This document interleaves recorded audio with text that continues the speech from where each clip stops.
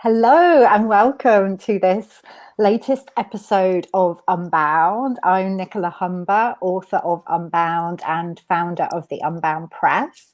And today I'm delighted to be joined by Caroline Palmy. Welcome, Caroline.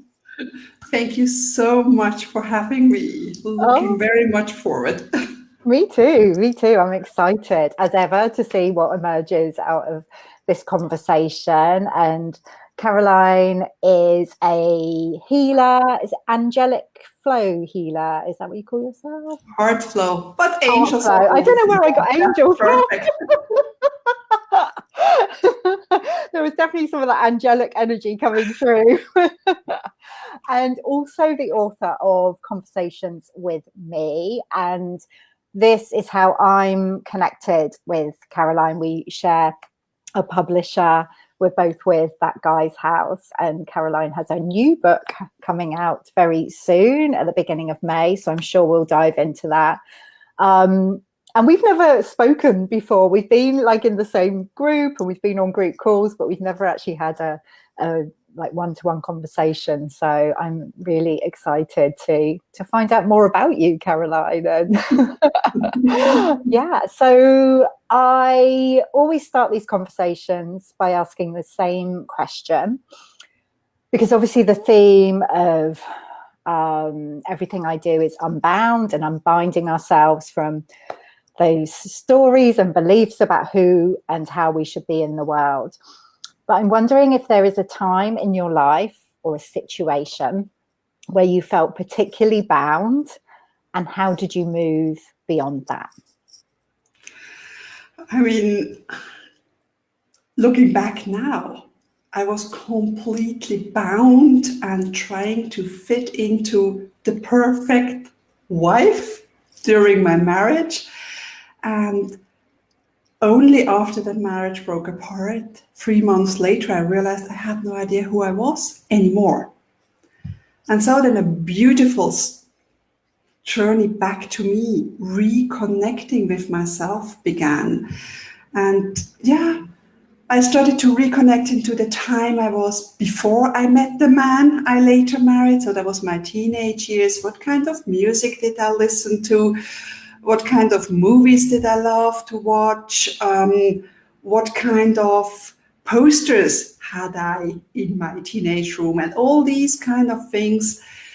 And yeah, that sort of set me free more and more, because yeah, I don't know what unbound truly means for you, but for me, unbound means that I can be unapologetically myself. Yeah. I love that. And the gorgeous thing about Unbound, I think, is it probably means something slightly different to everybody. And I love that. It's all about freedom, and it's a very liberating word, I think. I love what you say there about being unapologetically you. And I think as women, very often we're kind of brought up to be apologetic about ourselves and to really hold back. And it sounds like that's something you experienced in relation to your marriage. What were the ways that you feel you were being kind of apologetic or holding back in some way in the past?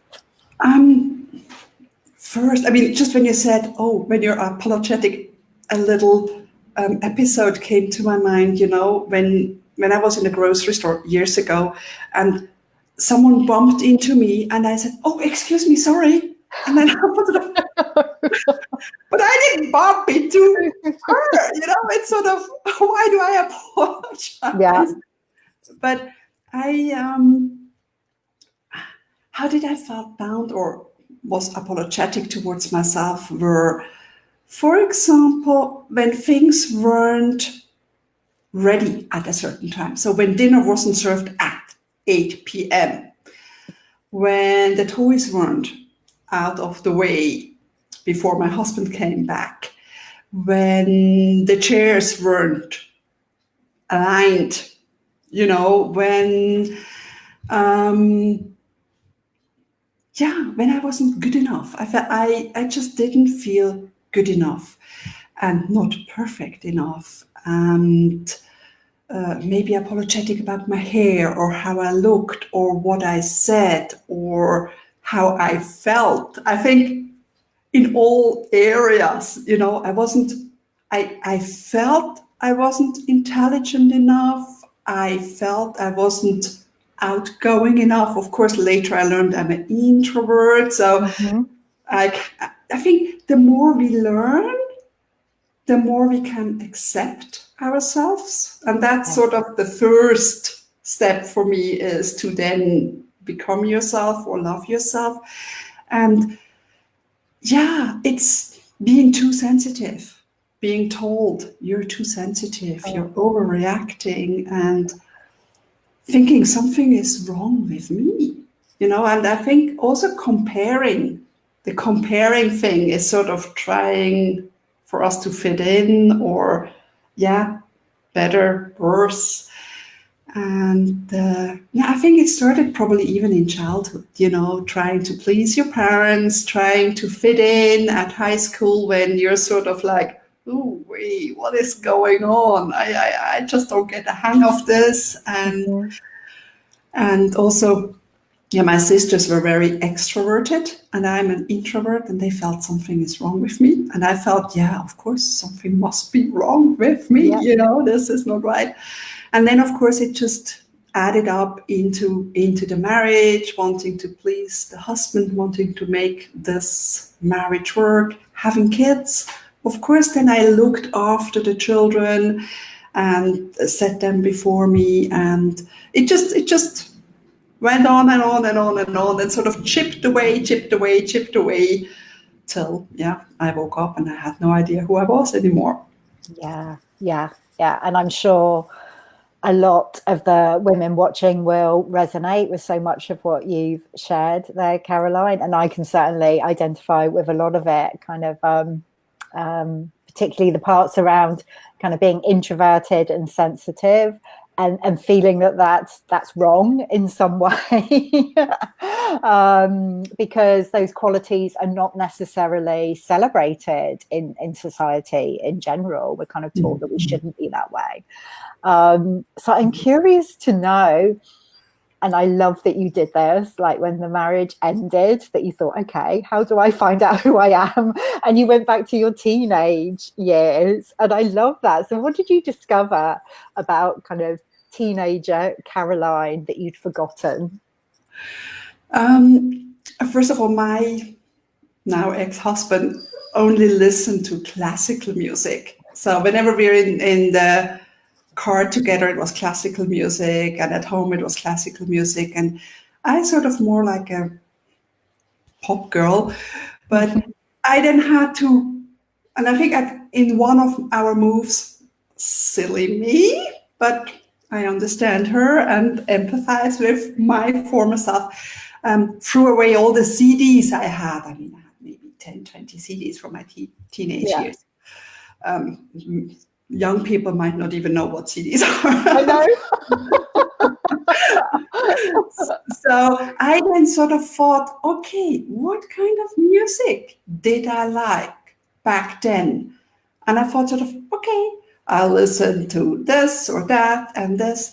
And then, yeah, I just downloaded it from iTunes and I listened to that kind of music. And I remembered being at this or that concert. And I think I even started to dance. I think it's sometimes really important to sort of embody it, feel Mhm. it in your body. So, oh, I was at the disco. Yeah, I mean, my kids were much younger, but now the teenagers would look at me like, wow, crazy dance moves.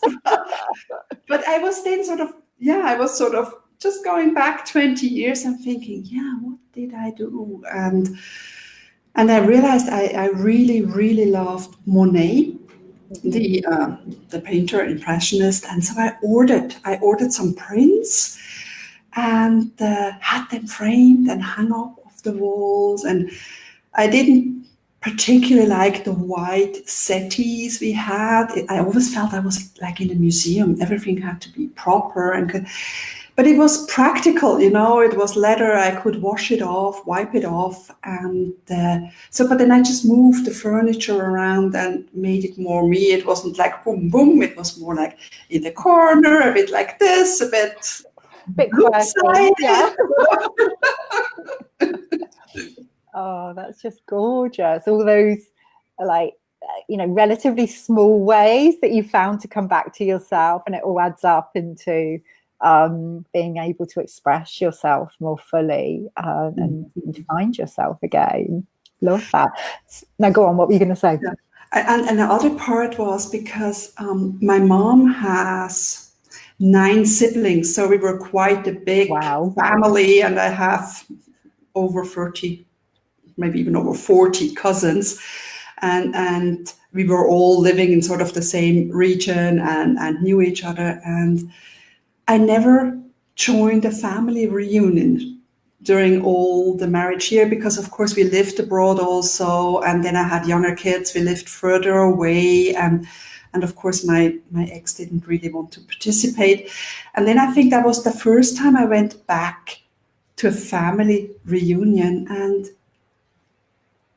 I saw my aunt. I mean, I was very, very fearful. I said, oh gosh, what will they think? Will they still know me?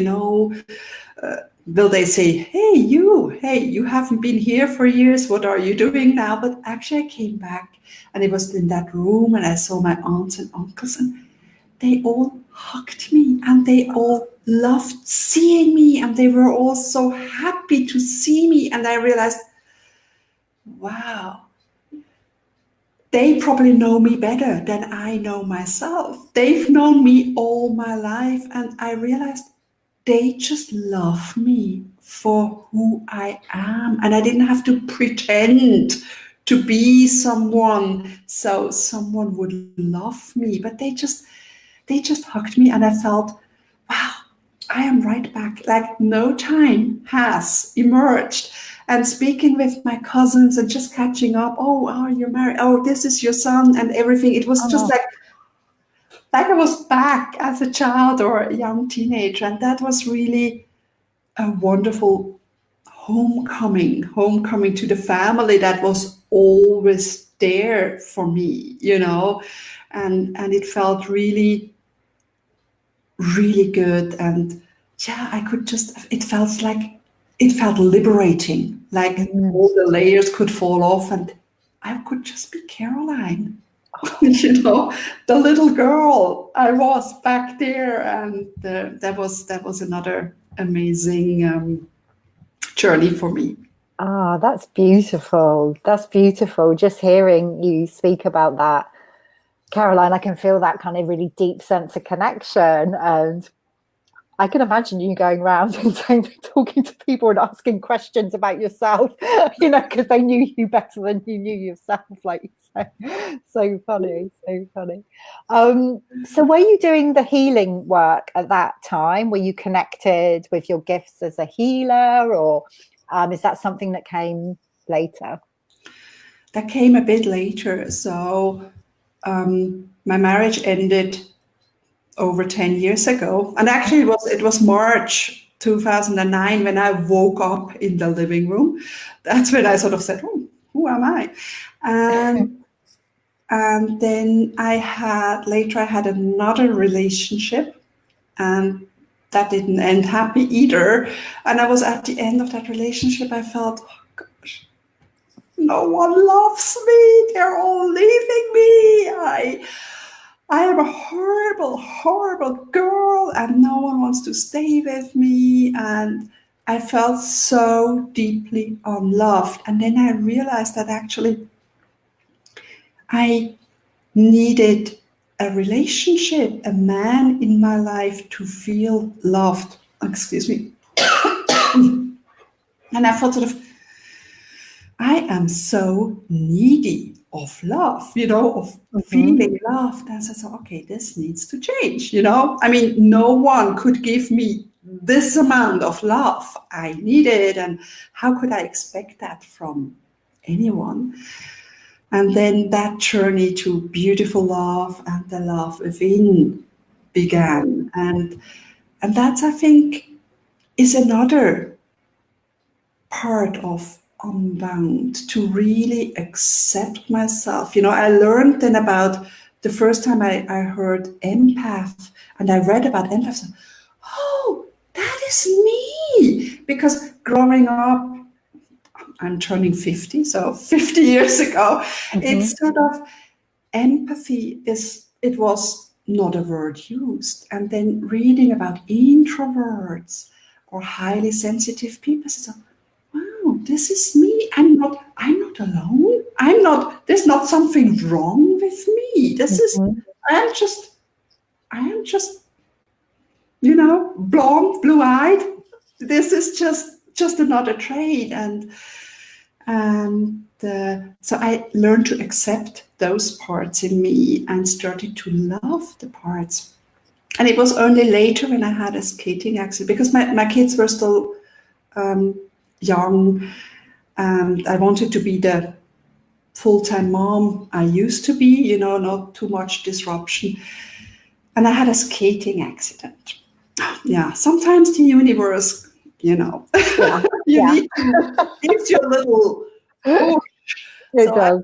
I fell headfirst on the ice, and I had a pretty bad concussion and whiplash. And so I felt, okay, what do I do now? And I asked around my friends on Facebook and said, pranic healing or EFT? I said, never heard of that. Let's try this.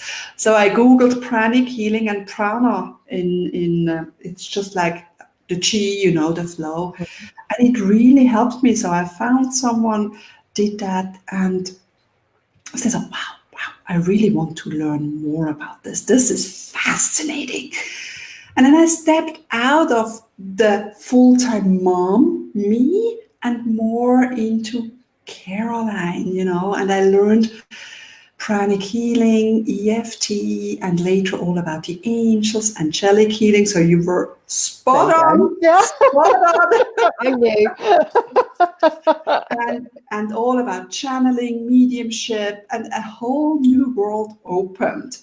And then I realized I was still hiding sort of behind the angels. The angels are doing this. It's just the angels. It's just like, not me. Not me. Not me. And then 2 years ago, I thought, what am I really doing? And I said, I'm actually opening the doors to the hearts, because we all want to go back into the flow of love. So heart flow healer was then the word I created, and it just so resonated. It felt so right. And of course, being sensitive, being an empath, and probably an introvert really, truly helped me. That's when I discovered that actually being sensitive, or too sensitive, is the greatest gift. It's just like, wow, I can feel so much. I can get so much information this is amazing. And and accepting that my sister still thinks I'm crazy. That's okay. Maybe. I think we are all crazy in our own way. And so that's then my healing journey. But lately I realized that I was always looking for purpose. Then I was a full-time mom, then I was the healer. And I thought, actually, I'm neglecting Caroline. Just Caroline being me. Because while I was so busy with my kids and then so busy with my business, the time, and that's a bit uncomfortable, maybe for most of us, just being yourself, sitting still, being. We are so used to doing, then when we sit still and just are, so much stuff is coming up, like, hey, you're lazy, the house doesn't clean itself, hello, who do you think you are, come on. And just going deeper, and then realizing, oh, I didn't feel worthy if I'm not doing something. why is that? You know, or, okay, let's look at it. Feel this, let it come up. What lies underneath? What goes even deeper? And yeah, finding that beautiful spot within ourselves and saying, yes, we are human beings and I am worthy of love. And just by being me, because I feel so often in my life I felt I needed to do something, or I needed to be the good girl, or I needed to have good grades to be worthy of love. Mm-hmm. How could I just be loved for being me? You know? Yeah. Yeah. I get that completely. And, you know, this is something that I've experienced personally and still do at times, that kind of belief that if I'm not doing something, then I'm not worthy. And that, you know, that's how we prove our worth in the world, by being productive, whatever that means. Mm-hmm. And actually, no. You know, we're not meant to be like doing all the time. And there is so much power actually in just being. Like, the magic happens in the spaces, you know, in those times when we allow ourselves to stop and connect with ourselves fully. So yeah, I absolutely get that, Caroline. Yeah, and sometimes I catch myself when I'm, you know, trying to be busy, and I realize, okay, there's something I don't want to look at. Yeah. You know, there's always something underneath, because, you know, such as just go there, cover it up, you know, all the feelings, nothing, just cleaning the kitchen, or this needs sort of a spring clean. Perfect, you know, Yeah. keeps me busy. Yeah, exactly. It's very easy to create tasks for ourselves to do to avoid what we don't want to look at. Tell us how you came to write your book, Caroline, which came out last year, didn't it? Last summer. Yeah, it's. I can show you. It's the Conversations with Me. Beautiful. And this is the first book. And actually, it's just the stories that came up going through the divorce. You know, yeah, I was in an unhealthy relationship back then, but it was all the stories I kept telling my friends, my family, and somehow I needed to bring those stories out. I wanted to write about all these stories, and I had no idea how to do that. And then, of course, Sean from that guy's house, we had a chat, and it was amazing. He says, you know what, this is great, and you can just write the stories. So it's just here in the first book, I think it's 30 stories, independent, sort of chronologically done. And we had the stories, and I also explained what I learned from this experience, learning to stand up for myself, learning to reconnect, learning to see, what does Caroline want? How does Caroline feel? And so I wrote these stories, and then at the end we had a wisdom from within, just a little exercise to go within, or a tiny meditation. It was just a wonderful book, and I think I wrote it within about 2 months. You know, it was just so ready to just pour out, Yeah. and it was easy because I had these independent chapters. I just had a chapter list. Oh, this story I need to put on. I did it, and I just chose a chapter. Oh, I want to write this chapter here. I didn't have to go from A to Z, but I could sort of pin whatever felt right. And yeah, it's been a gorgeous journey, and also a healing journey on itself. Writing it out brought so much healing to me and the situation again, you know, after I felt I've already healed everything, you know, a new layer. Always these layers, yeah. And yeah, it was gorgeous, and so many people then called me or wrote to me, I said, oh, it helped me so much. And having even discussions with people who are happily married, I said, but I learned so much, and I realized I gave up something just to keep the peace, and I wasn't true here to myself. And I thought, sort of, this is just, when you really realize that people, it helps people, it inspires people. This is just what it's about, to sharing your own story, even though it has been a bit intimidating to just put it out there for everybody to read. It's a bit, when it's your own stories, it's a memoir. I mean, even fiction is part of yourself. It's this thing. Yeah. But that shows the power of telling our stories and sharing our story. I mean, that's why I love these conversations as well.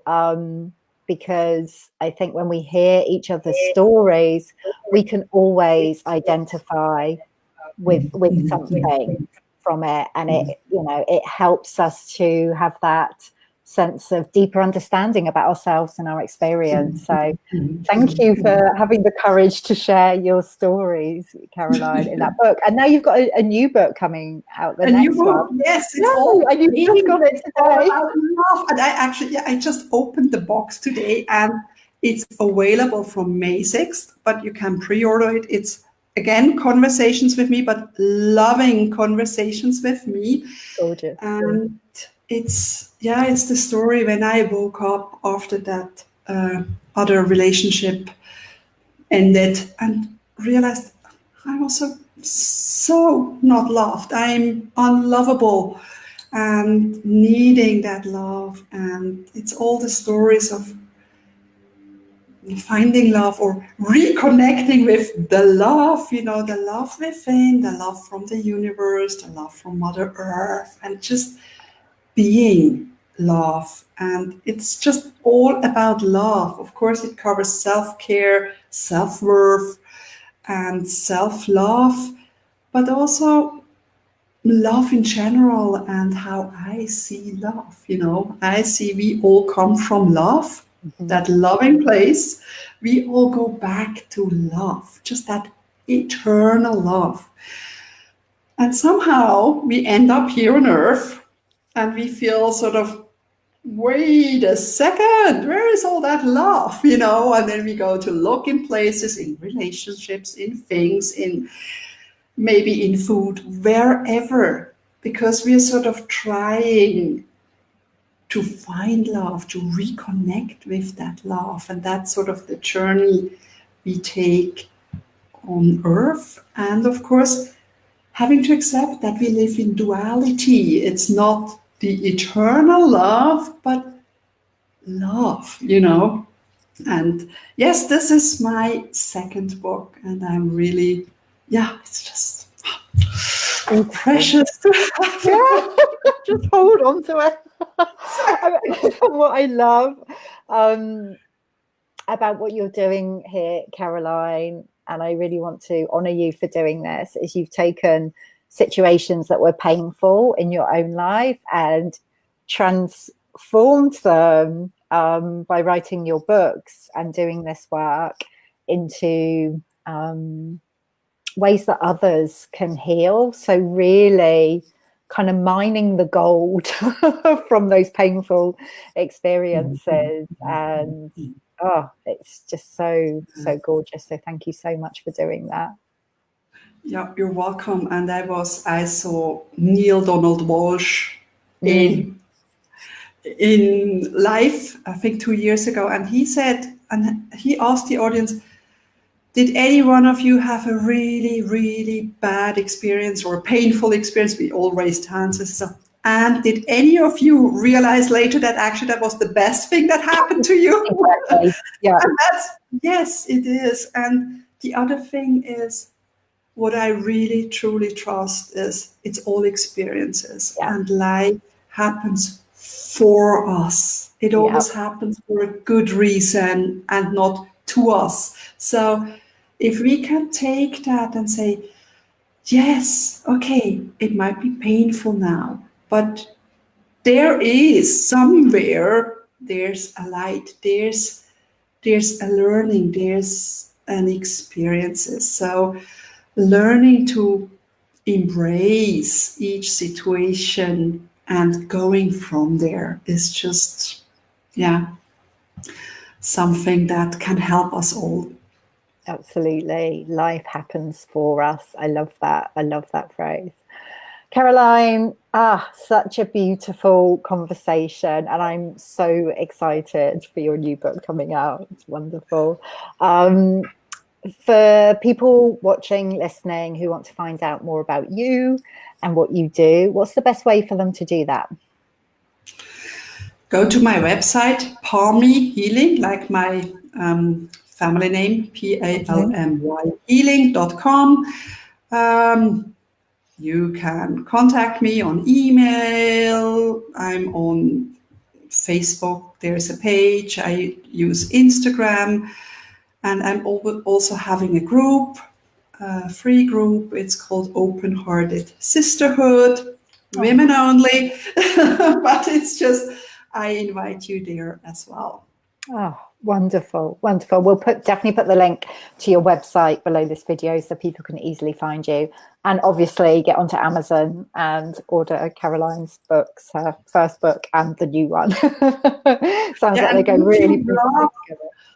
Excuse me, if you love to pre-order the new one, I created a beautiful love bundle with extra gifts. So don't just pre-order the book, but please sign up for this gorgeous, gorgeous extra love. There it contains audios I made of the exercises after each chapter, so you can just listen to the guided meditation. You get access to a Heal Your Heart webinar. There's also a book club, and eight gorgeous souls from my lovely soul family have contributed gifts of their own. And so every 3 days you get an email with a gorgeous gift of love, and it would be a pity to miss out on that extra love, isn't it? Oh, absolutely. So much goodness. I love the sound of that. Thank you, Caroline. It's been such a pleasure for you to be here on Unbound today. Really appreciate you sharing your magic with us. Yeah. Hope to see you in real life and hug you in real life soon. I can't wait. I can't wait. I just know you're going to give the most amazing hugs. I love hugs. Yeah, I can feel it. I can feel it. Soon we will hug in person. Thank you, Caroline. And we will we'll see you again soon for another episode of Unbound. Bye. Sure. Bye.